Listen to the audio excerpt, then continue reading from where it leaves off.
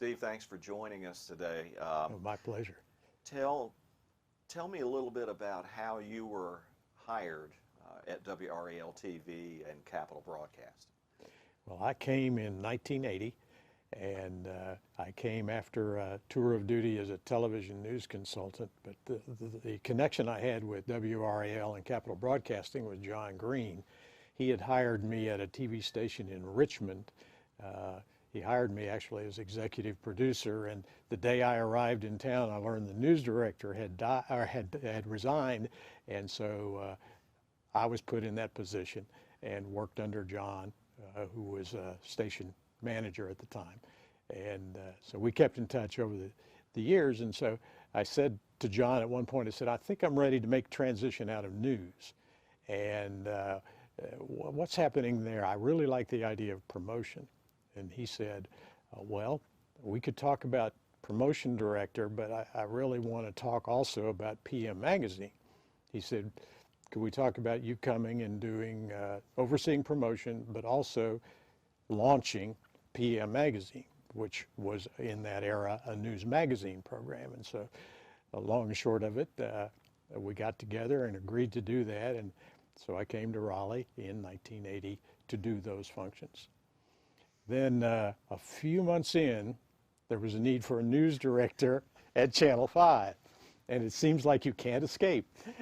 And so, long story short, I ended up being news director of Channel 5 and keeping those other responsibilities. They called me news and communications director. So you are among many people who've worn a lot of hats. Yeah. You were here in 1980, and that was a fairly pivotal time, I think, at WRAL TV. There was a lot going on. Talk a little bit about the Weather Center and some of the things that were either being created or were changing. Well, it obviously was a different era, fewer channel choices, so news had even a bigger presence in terms of the overall footprint of the station, not in terms of amount of programming produced. There were half-hour news programs then, but because viewers didn't have so many choices, there were a lot of people who would tune in to the newscast. So we started talking about expanding the amount of news that Channel 5 would do, and that led in 1982 to the creation of the hour newscast. In today's standards, you know, it's almost laughable to think to going from a half an hour to an hour, because every time I turn around now I see another half an hour or hour of programming added to the lineup. But at that time it was a major step. It required a huge scale up of resources. We needed more staff, obviously, and more equipment. And the newsroom was in a very, very small, compact space on the second floor of the WRAL building. And we had no room to put anybody else. So the question was, where does it go? And I spotted the perfect place. At that time, WRAL had a rather large auditorium, which was built for the use of the A.J. Fletcher Opera Company. To ask for that space was somewhat sensitive, because the opera company was one of Mr. Fletcher's prized efforts, and to take that space away from them kind of went against the grain of the culture of the company at that time. I understood that. I just simply recommended that, you know, that's the only place I see that we could stage. And after a lot of discussion, it was agreed that the auditorium would be the great place to convert the newsroom. And so the set went on the stage, and then it was an open newsroom concept, so the staff worked in the background. Did you stay in news until you went with Capital Satellite, I think? Was that the progression, or were you back in promotion? I mean, you wore so many hats, it's tough to keep up with exactly what you were doing at any given time. It was a little ziggy and zaggy, and I probably can't reconstruct it exactly, but at one point I was named for a period of about 4 weeks, I think, station operations manager. Again, in an effort to migrate beyond news. And then along came an opportunity called Satellite News Channel. Satellite News Channel was a competitor to CNN for cable systems, with a difference. They partnered with local television stations to create local news within the context of their hourly news cycle. So once an hour, there'd be a 5-minute cutaway with local news. In our case, we signed up to provide news for the Carolinas. We created a network of television stations that fed us material. And then we uplinked those newscasts, and they had the technology to integrate that into the feed for the Carolinas. So between that and some other things that came along, I quickly evolved out of station operations manager and oversaw Satellite News Channel. Now that went very well for us as Capital Broadcasting Company, and WRAL obviously was woven into that. But it did not go well for Group W Broadcasting, and they ended up selling Satellite News Channel to CNN. And Satellite News Channel went off the air, and so did we. So about that time, the entrepreneurial itch was getting to me, and I had conceived a business venture that I was getting ready to go pursue in Florida. And Jim Goodman approached me and said, "Can we talk about an alternative?" And I said, "Oh, sure," because I hadn't pulled any triggers. And he presented to me the concept of having me oversee a group of companies that were sort of at the edge of what Capital Broadcasting and WRAL were doing as it relates to, they weren't really the core businesses. They were the Capital Radio Network, satellite radio network that connected radio station, I'm sorry, not a satellite, right? It was a phone line delivered radio network that connected a lot of radio stations around the state. We fed them hourly newscasts. Tobacco Radio Network, Ray Wilkinson, the famous Ray Wilkinson, who provided agricultural news to those same radio stations. Seaberg Music. And that really caused me to pause and think, because at that time, Seaberg Music in this company was known as the background music company, and it wasn't exactly seemingly a destination that was a wise career move to kind of saddle up to that. And then an opportunity came along to create another company called Capital Satellite, which provided uplinking services using the uplink that had been used for Satellite News Channel, and a mobile uplink we built to service Raycom and doing ACC Sports. So that collection of companies became what is known as the Satellite and Communications Group. I had the opportunity to oversee it, and as it turned out, although they were on the edges and there were some challenges with them, it turned out to be an incredible gift from the company and from Jim, because it really gave me an MBA. There were a lot of things that needed fixed and worked on, and we moved Capital Radio Networks onto satellite delivery, improved the performance from an audio standpoint, and that gave new life to Capital Radio Networks, Capital Sports Networks, which did play-by-play for UVA, Duke, and NC State at that time. But the biggest challenge and the biggest opportunity turned out to be Seaberg. Seaberg at that time was delivering music in the area using a side channel on FM radio stations. And this is a company that Mr. Fletcher had started. So it had long roots and deep history, and actually is a pretty good business model. You get a bunch of businesses that pay you money every month to receive music. But there were major competitors locally and nationally.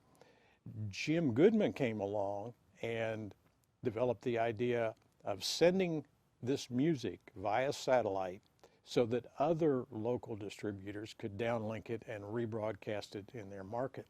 And he had done that, and that was innovative and successful. So Seaberg was not only a local music company at the time, but it also transmitted music to other areas.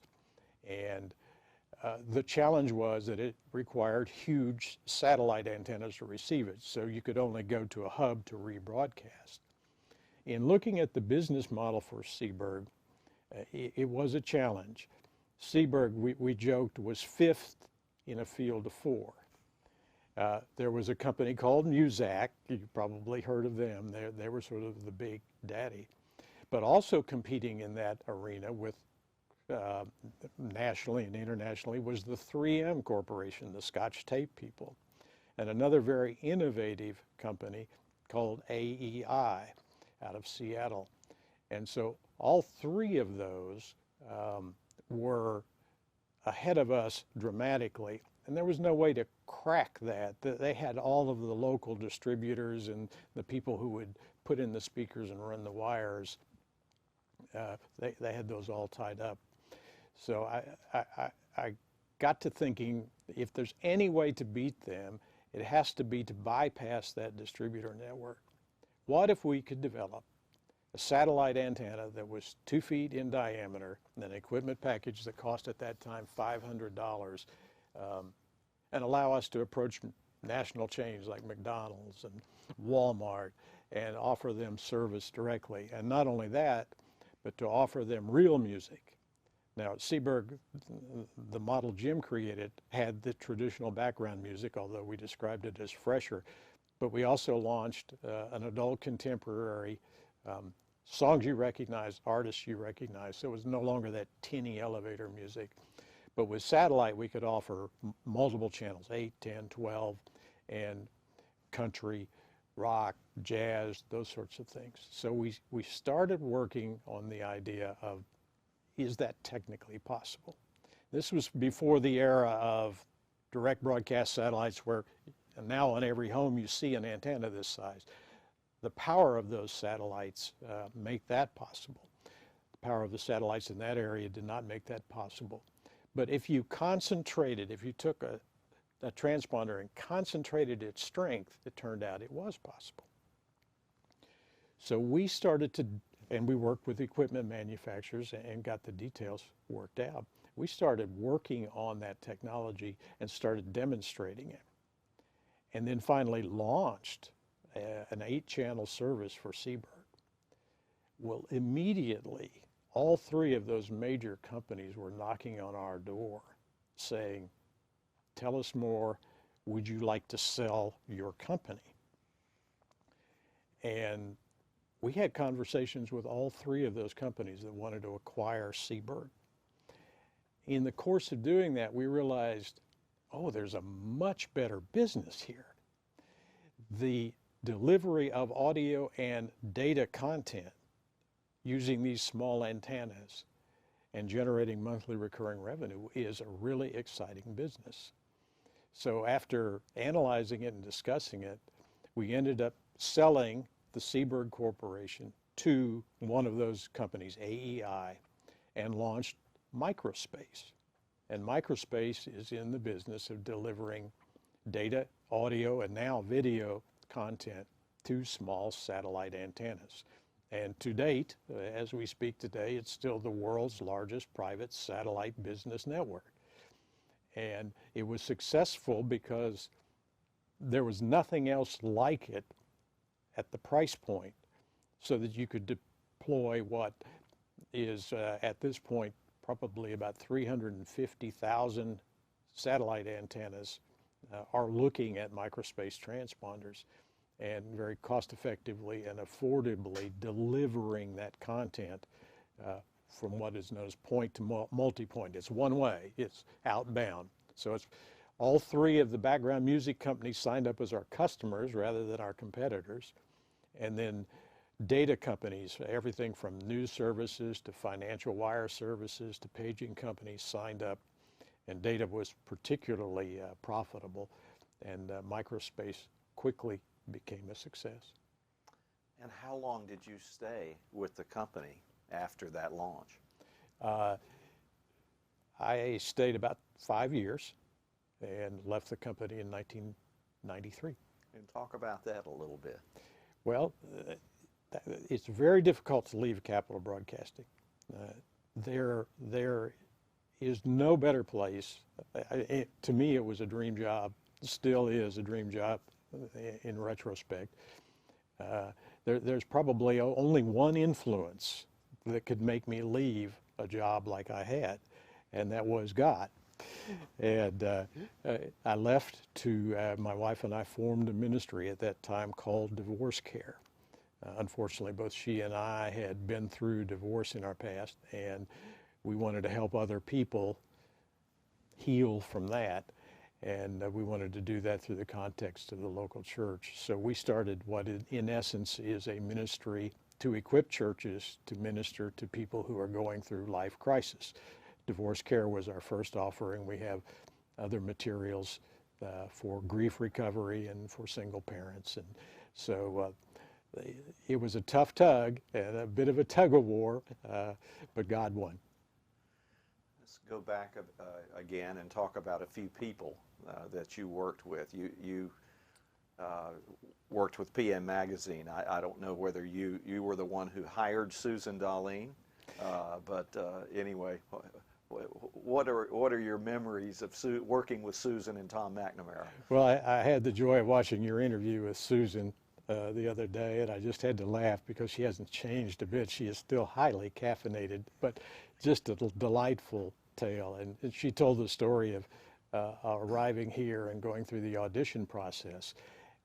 And she was in her early 20s and apparently just exhausted, and ended up asking for a place to go take a nap in the middle of the interview day.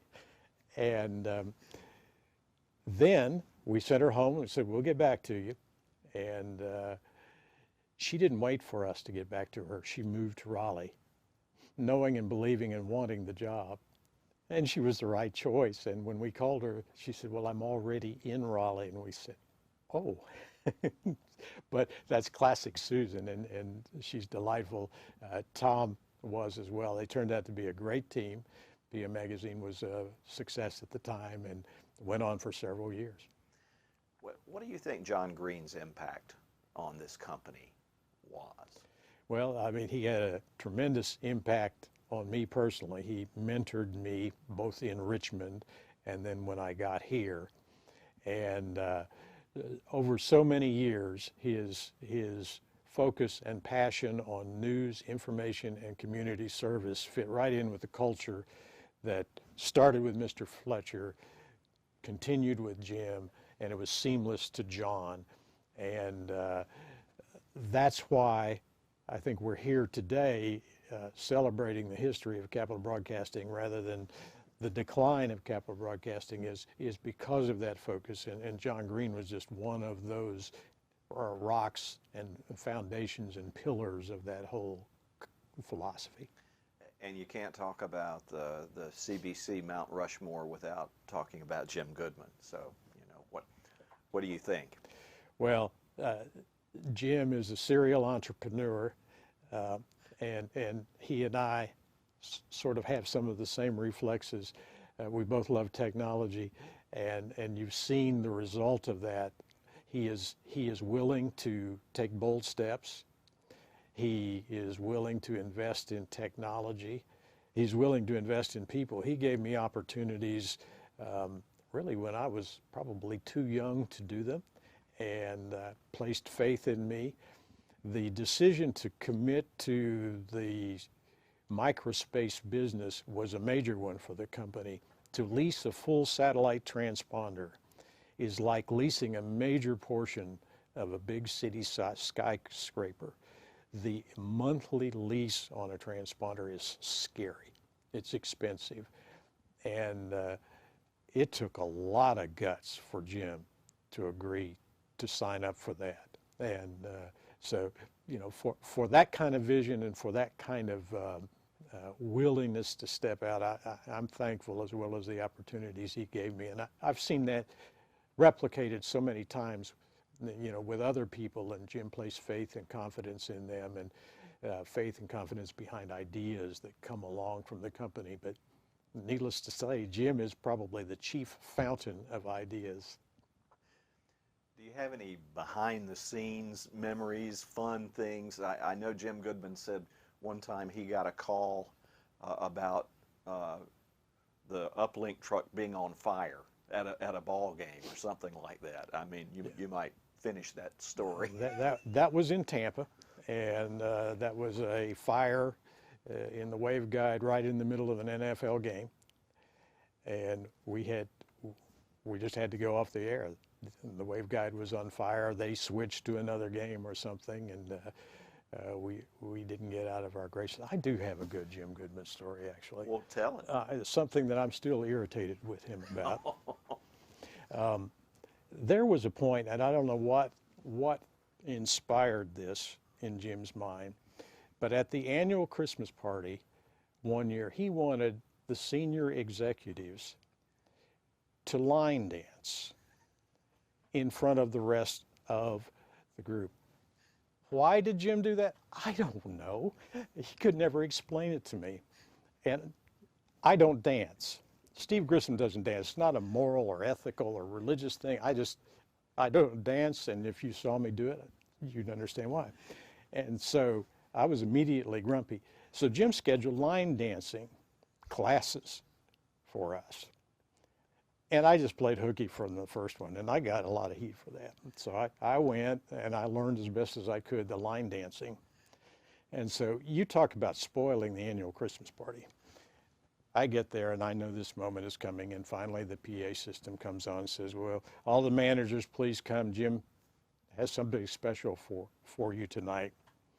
And so my strategy was to aim for the back line of the line dance. And I got elbowed out of the way, and it was Jim. And he was saying, let me get to the back of the line. I want to be behind everything. I don't want to be seen. And I'm thinking, what? This is your idea. So, Jim, I forgive you.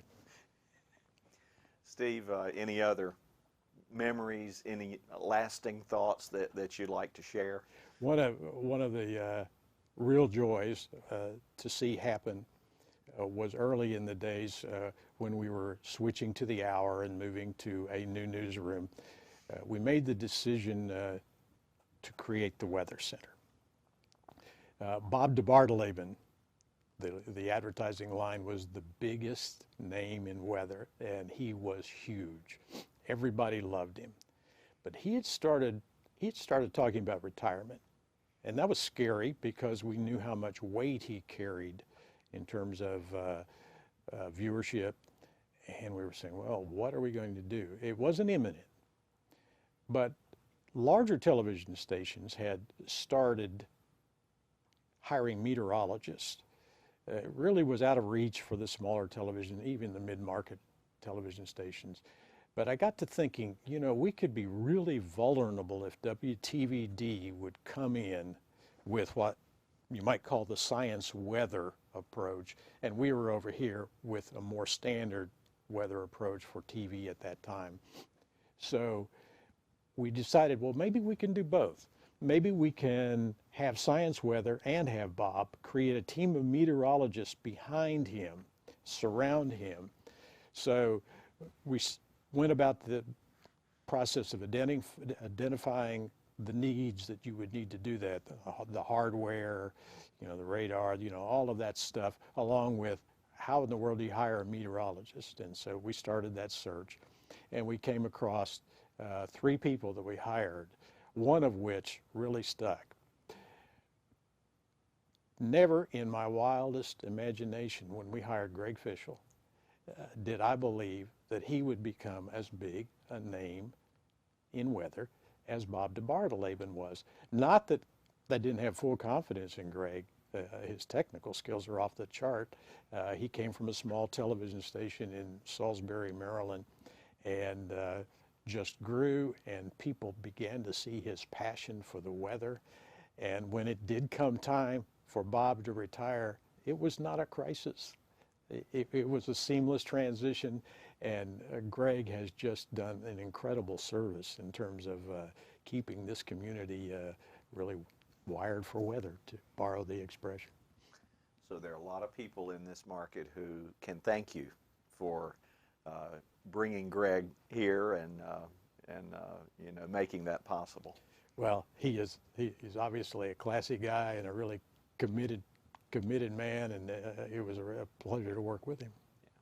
Steve, thank you very much for joining us. Thanks, John. I enjoyed it.